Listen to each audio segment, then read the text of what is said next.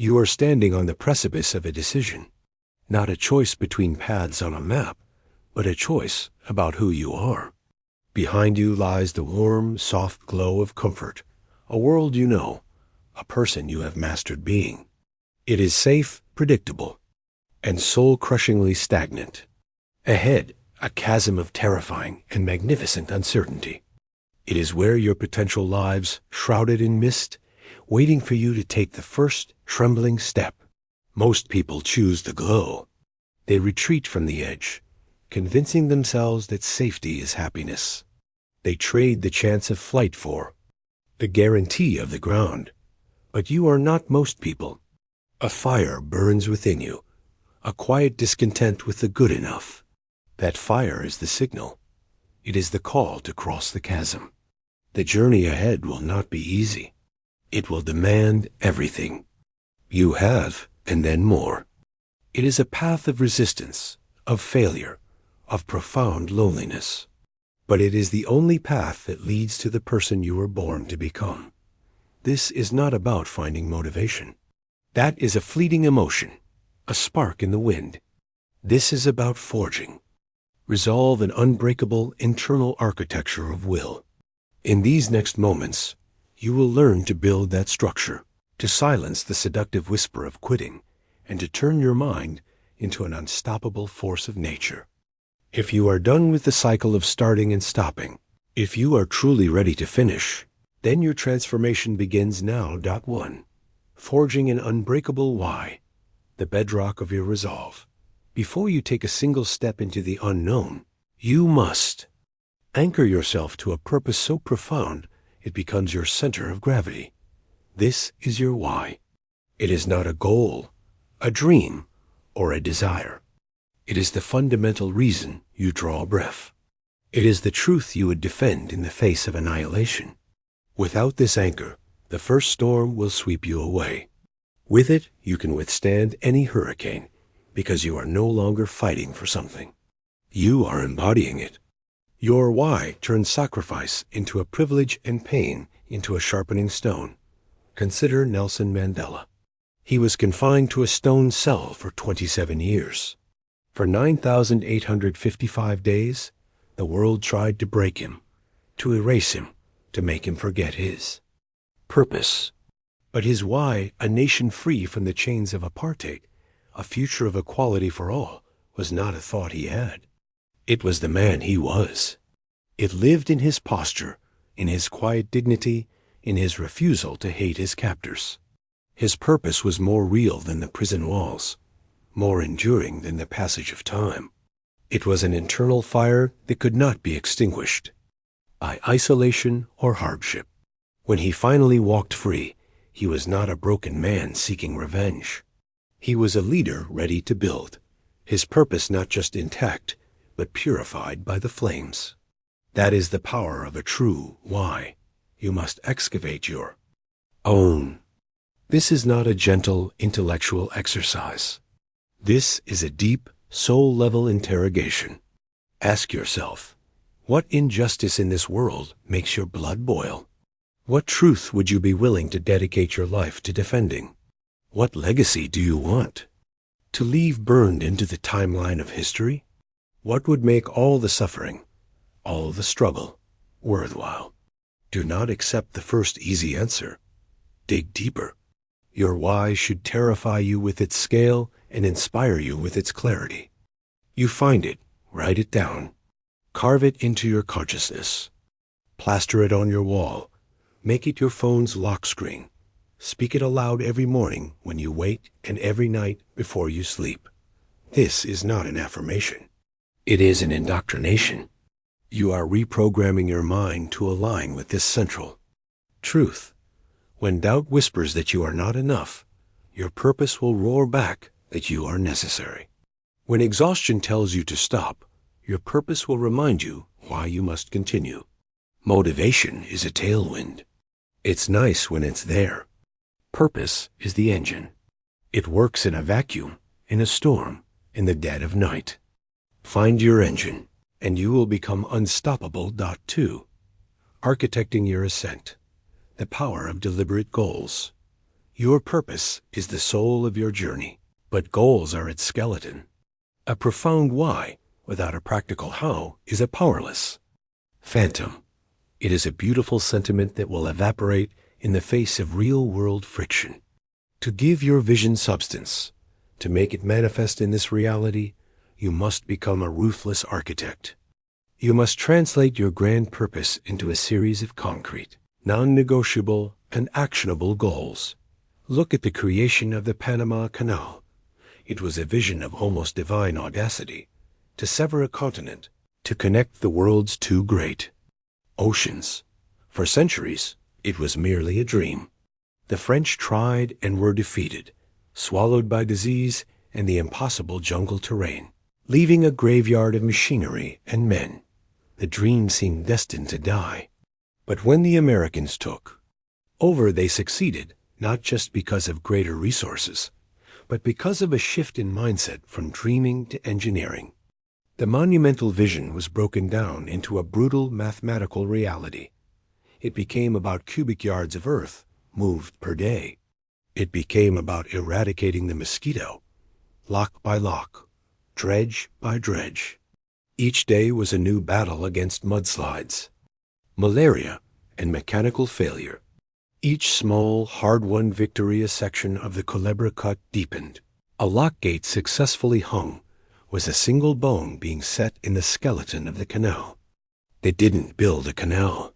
They built thousands of individual components that, when assembled, became the canal. They turned an impossible dream into an engineering schematic, and then they executed that schematic with relentless daily precision.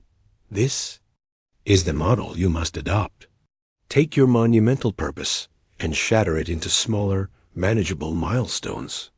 Then shatter those milestones into weekly objectives, and those objectives into daily tasks. Your dream of building an empire becomes: make 5 cold calls today.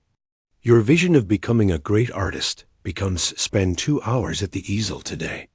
Your goal is no longer some distant, intimidating peak. It is the single step you must take right now. Make your goals visible and hold yourself accountable. Use a journal, a whiteboard, an app, whatever it takes. Track your progress. Every milestone you reach is not just a task completed. It is a promise you have kept to yourself. It is tangible proof that you are capable, that you are moving, that you are a person of action. This process builds a powerful feedback loop of self-trust. You begin to believe in your ability to get things done because you are consistently getting things done. Celebrate these small victories. Acknowledge them. Let them fuel you. This is how momentum is born. It does not appear from inspiration. It is built from the friction of consistent action. Stop waiting for the perfect plan. The perfect plan reveals itself in the doing. Be an architect of your ascent. Design the structure, then lay the first brick. Today, now. 3. The armor of indifference. Thriving amidst the noise. The moment you commit to a path of greatness, you invite the chorus of criticism. It will come from strangers, from friends, and sometimes, most painfully, from those who love you. They will call you a fool, a dreamer. They will tell you to be realistic, to play it safe, to come back to the comfortable world they inhabit. This noise is not just a possibility. It is a guarantee. It is the toll you must pay to walk the path less traveled. Your ability to withstand it will determine whether you reach your destination or are dragged back into mediocrity. Consider the Wright brothers, Orville, and Wilbur. In the late 19th and early 20th centuries, the consensus among the world's most brilliant scientific minds was that heavier-than-air flight was a mathematical and physical impossibility. A fool's errand. The brothers, bicycle mechanics from Ohio, with no formal college education, were seen as deluded hobbyists. They were mocked in newspapers and ridiculed by the scientific establishment. While others were seeking public opinion, they were studying the flight of birds. While others were debating in lecture halls, they were experimenting with wing warping in their workshop. They were not deaf to the criticism, but they chose to be more attuned to the laws of physics and the data from their wind tunnel experiments. Their focus was not on the crowd on the ground, but on the sky above. They built an armor not of arrogance, but of focused indifference. The opinions of others were irrelevant data points in the face of aerodynamic principles. And so, on a windy day in Kitty Hawk, while the world was busy explaining why it couldn't be done, they did it. Their triumph was not just a victory over gravity, but a victory over the crushing weight of collective doubt. You must forge your own armor of indifference. This does not mean becoming arrogant or closing yourself off to all feedback. There is a critical difference between constructive criticism and destructive noise. Constructive criticism comes from a place of expertise and is aimed at improving your method. It is a gift. Destructive noise comes from a place of fear and is aimed at crushing your spirit. It is a poison. Learn to distinguish the two with ruthless efficiency. Welcome the coach. Ignore the heckler. Your energy is a finite resource. Do not waste it defending your dream to people who are committed to misunderstanding you. Their doubt is a reflection of their own limitations, not yours. They are projecting their fears onto your ambition. 2. Engage with them is to step into their frame, to validate their fears. Instead, let their skepticism be the fuel for your fire. Let their disbelief narrow your focus. Let your results be your only rebuttal. Your progress will be the argument. That silences them. In the end, your success will be the only explanation they need. Do not try to win the debate, win the war. And the war is won not with words, but with unwavering action in the face of their doubt. Build your armor, stay your course, and let them watch you fly. Point 4. The river's wisdom. The necessity of adaptation. The journey to success is never a straight line drawn on a map. It is a chaotic, unpredictable river, winding through treacherous canyons and changing landscapes. The plan you start with is merely your best guess, a hypothesis to be tested against the brutal reality of the world. Those who succeed are not the ones with the most rigid plan, but the ones who embody the wisdom of the river, powerful yet fluid, directed yet adaptable. They know when to flow around an obstacle, when to carve a new path, and when to gather their strength and crash through. Rigidity is fragility. Adaptability is power. No company embodies this principle better than Netflix. They began with a brilliant and disruptive model, mailing DVDs in red envelopes, killing the video store. They were wildly successful, a titan of the industry they had created. A lesser company would have clung to that model, fortifying it, optimizing it until its inevitable extinction. But Reed Hastings and his team saw the future coming. They saw that the internet would eventually make physical media obsolete. So, they made a decision that seemed like corporate suicide. They chose to deliberately cannibalize their own profitable business.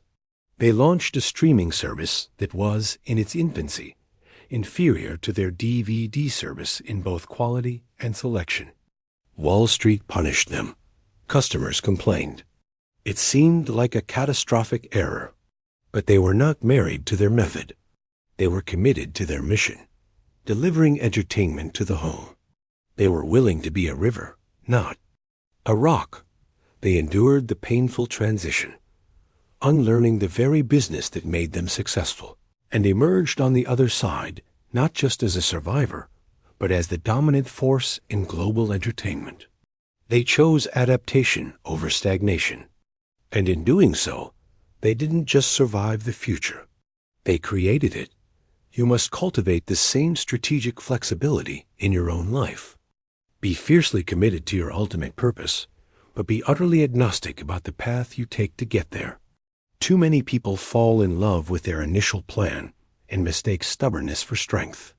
They continue to ram their head against a wall, believing their persistence is noble, when the truly intelligent move is to find the door. Adaptability requires humility. It requires you to admit when you are wrong, when your strategy has failed, when the world has changed, and you must change with it. See failure not as a verdict on your worth, but as crucial data. A failed business venture is a market research report. A rejected manuscript is a lesson in storytelling. A broken relationship is a seminar on emotional intelligence. Each setback is a signpost telling you to pivot, to adjust your sails, to find a new way forward. Your principles are your anchor, but your strategy must be a rudder. Hold fast to your why, but be willing to change your how 1,000 times. The world is in constant motion. It will reward those who move with it and crush those who stand still. Do not fear change. Leverage it. Do not be broken by obstacles. Learn to flow around them. Master the art of the pivot, and you will not only navigate the river of life, but you will learn to command its current. 5. The internal throne. Cultivating absolute self-belief. Before the world grants you its applause, its accolades, or its respect, you must first build an unshakable throne of belief within yourself. Self-belief is not wishful thinking or empty arrogance. It is the core conviction, forged in silence and solitude, that you possess the resilience, the intelligence, and the divine right to achieve your purpose. It is the silent, internal knowing that precedes all external validation. Without it, you are a ship without a keel, tossed about by every wave of doubt and criticism. With it, you are a fortress, impervious to the storms of external opinion. To the story of Oprah Winfrey. Her early career was a litany of dismissals and demotions. She was fired from her job as a television reporter in Baltimore and told she was unfit for television news. She was too emotional, too invested, too empathetic. The world handed her a verdict based on its existing template for success. A person with fragile self-belief would have accepted that verdict, retreated, and tried to become someone else. But Oprah's belief in herself, in the value of her own unique voice, was more powerful than their rejection. Instead of suppressing what they called her flaws, she built an empire upon them. She took her empathy, her emotional connection, and her personal story and created a new template for television, for media, for connection itself. Her self-belief wasn't a request for the world to accept her. It was a declaration of who she was. She built her own throne, and in time, the world came to her court. You must build this same internal fortress. It begins with taking command of the monologue inside your own head. Your mind is a garden, and for too long, you have allowed weeds of self-doubt to grow unchecked. You must become a ruthless gardener. Every time you catch yourself thinking, "I can't do this," or "I'm not good enough," you must rip that thought out by the root and replace it with a seed of power. I am capable. I am learning. I will find a way, or I will make one. But words alone are not enough. You must gather evidence. Become a detective of your own resilience. Open the case files of your past. Look at the hardships you have already endured, the challenges you have overcome, the moments you thought would break you, but did not. Each one is a piece of evidence. Exhibit A in the case for your own strength. Compile this evidence. Write it down. Remind yourself of it constantly. This is not about dwelling on the past. It is about using it as a foundation for the future. You have survived 100% of your worst days. That is not an opinion. It is a statistic. Let that fact be the bedrock of your confidence. Act as if. Stand tall, speak with conviction, move with intention. This isn't about faking it till you make. It is about aligning your physical presence with your internal resolve. When you act from a place of belief, the world responds differently. Opportunities find you not by luck, but because your posture signals you are ready for them. Build your internal throne. Believe in your right to sit on it, and you will find that the world will eventually have no choice but to acknowledge your reign. 6. The Phoenix Protocol. Rising stronger from the ashes. Society teaches us to fear failure, to see it as a final judgment, a mark of shame. But the truly great understand a profound secret. Failure is not the end of the story. It is a crucial plot point. Resilience is not the ability to avoid being knocked down. It is the art of using the impact to bounce back higher than before. It is the understanding that the fire of adversity does not exist to consume you, but to forge you. This is the Phoenix Protocol, the choice to be reborn from the ashes of your setbacks, stronger, wiser, and more ferocious than before. Consider the journey of J.K. Rowling. Before she was a household name, she was a case study in what the world calls failure. She was a recently divorced, single mother living on state benefits, trying to write a novel in the fleeting moments her daughter slept. Her dream of a boy wizard was her only escape from a reality that was bleak and unforgiving. When she finally finished the manuscript, she was rejected, and not just once. She was rejected by 12 different publishing houses. A dozen times, the professional gatekeepers of her industry told her that her story, the world she had poured her soul into, was not worthy. It was a cascade of no. Each rejection was a blow, another reason to quit, another log on the fire of despair. But Rowling's resilience was not about her ability to withstand the pain. It was about her loyalty to her purpose. The story had to be told. Her belief in Harry Potter was greater than her fear of rejection. So, with every no, she chose to rise again, to send the manuscript out one more time. That resilience was not just what got her published. It's the very theme that gives her books their power. It's the story of a boy who constantly faces death and chooses to fight back, to rise again. She didn't just write about the Phoenix Protocol. She lived it. You must adopt this protocol as your own. You must fundamentally reframe your relationship with failure. Stop seeing it as a verdict and start seeing it as a vital part of your training. Every failed business is an MBA in what not to do. Every rejection is a lesson in persistence. Every time your heart is broken, you learn the true dimensions of your own strength. When you fall, and you will fall, do not lie in the dirt and catalog your wounds. Perform an autopsy on the failure. What went wrong? What can be learned? What was the flaw in the strategy, the execution, or the mindset? Extract the lesson, integrate it, and then discard the rest. Do not carry the weight of the failure itself, only the wisdom it imparted. This process is not easy. It requires you to swallow your pride, to face your shortcomings, and to choose growth over ego. But this is the path of the warrior, the creator, the leader. You must begin to welcome the struggle, to respect the resistance, because it is the only thing that can make you stronger. You do not build muscle by lifting air. You build it by struggling against a heavy weight. Your character, your spirit, your resolve, these are no different. So let the setbacks come. Let the rejections pile up. Let the world test your mettle. For each time you are burned to ashes, you are given a choice, to remain as dust or to rise again as the phoenix. Choose to rise. Every single time. Point 7. The commander of your mind, winning the inner war.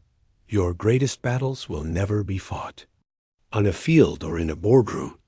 They will be waged in the 6 inches of space between your ears. Your mindset is the commander of your entire life. It is the silent, powerful force that interprets your reality, dictates your emotional responses, and ultimately determines your destiny. 2 people can face the exact same circumstance. One will see an insurmountable obstacle, the other an exhilarating challenge. The circumstance is neutral. The mindset is decisive. To achieve anything of worth, you must stop being a passive observer of your thoughts and become the active, undisputed commander of your mind. There is no greater example of a mastered mindset than Michael Jordan. It wasn't just his legendary talent that set him apart. It was his psychological dominance. He is famous for a quote that reveals the core of his philosophy. "I've missed more than 9,000 shots in my career. I've lost almost 300 games, 26 times. I've been trusted to take the game-winning shot and missed. I've failed over and over and over again in my life. And that is why I succeed." Most people run from their failures. They hide them, deny them, let them fester into insecurities. Jordan embraced his. He didn't just tolerate failure. He used it as fuel. Each missed shot was not a judgment on his ability. It was data. It was a lesson in what to adjust next time. Each loss was not a reason for despair. It was a source of ravenous motivation. He trained his mind to see adversity not as a barrier, but as a necessary component of victory. His opponents weren't just competing against his physical skills. They were competing against a mindset that was incapable of seeing itself as defeated. He won his championships in his mind long before he ever stepped onto the court. You must begin this same mental training today. It starts with awareness. You must become a sentinel, standing guard at the gates of your mind and interrogating every thought that tries to enter. When a negative, disempowering thought appears, "This is too hard. I'll never be able to," you must not let it set up camp. Challenge it immediately. Where is the evidence? Is that an absolute truth or just a feeling? Then you must replace it. You must actively choose a more powerful, empowering thought. This is hard, and that's why the victory will be so rewarding. I will learn how to do this. Feed your mind a diet of strength. Consume books, podcasts, and stories of resilience and triumph. Surround yourself with people who speak the language of possibility, not the language of complaint. Your environment is a powerful tool for programming your mind. Curate it with the same care you would give to your physical diet. Practice gratitude, especially for the struggles. Be thankful for the obstacle, for it is teaching you strength. Be thankful for this critic, for they are sharpening your resolve. Be thankful for the failure, for it is providing the lesson. This is not about pretending to be happy when things are difficult. It is a strategic choice to extract value from every experience, good or bad. Mastering your mindset is not a one-time event. It is a daily practice, a constant war. But it is the one war you cannot afford to lose. Because once you control your inner world, the outer world has no choice but to bend to your will. You stop being a victim of your circumstances and become the architect of your reality. Win the war in your mind every single day, and the battles of life will start to look like skirmishes. Point 8. The law of motion. Action as the antidote to fear. You can have the most profound purpose, the most brilliant goals, and the most resilient mindset, but without action, you have nothing. All of it is just theoretical potential, a ghost haunting the life you could be living, the bridge between the person you are and the person you want. To become is built not of thoughts or intentions, but of raw, unglamorous, consistent action. Action is the great solvent of fear, the engine of momentum, and the only language that reality understands. The world does not reward you for your ideas. It rewards you for what you do with them. The great tragedy of human potential is not a lack of dreams, but a pandemic of inaction. People spend years planning, researching, and waiting for the perfect moment.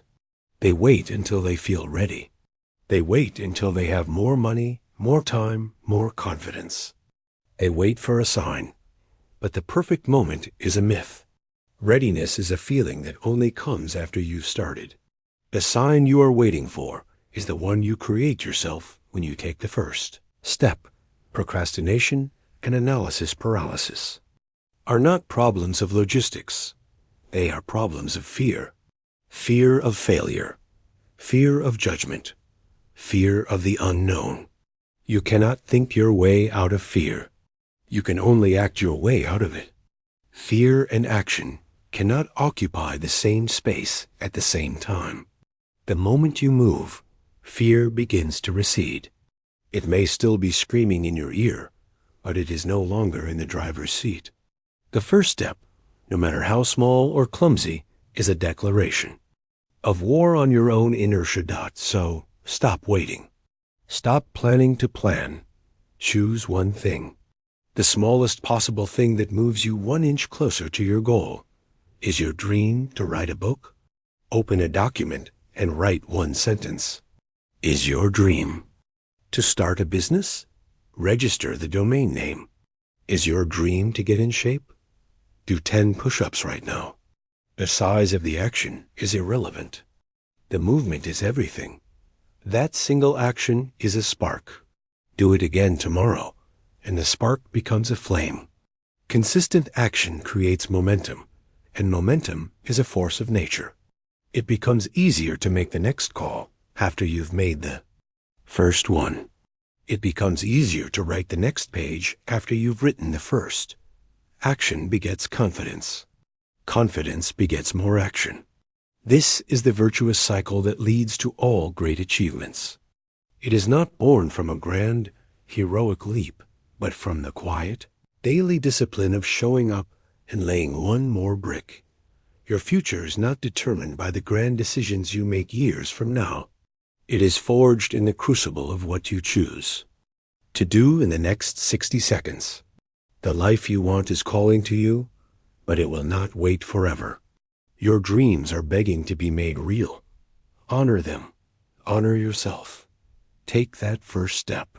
Make the call. Write the code. Lift the weight. Move. Now, your legacy is not written in your intentions, but in your actions. Begin writing it today.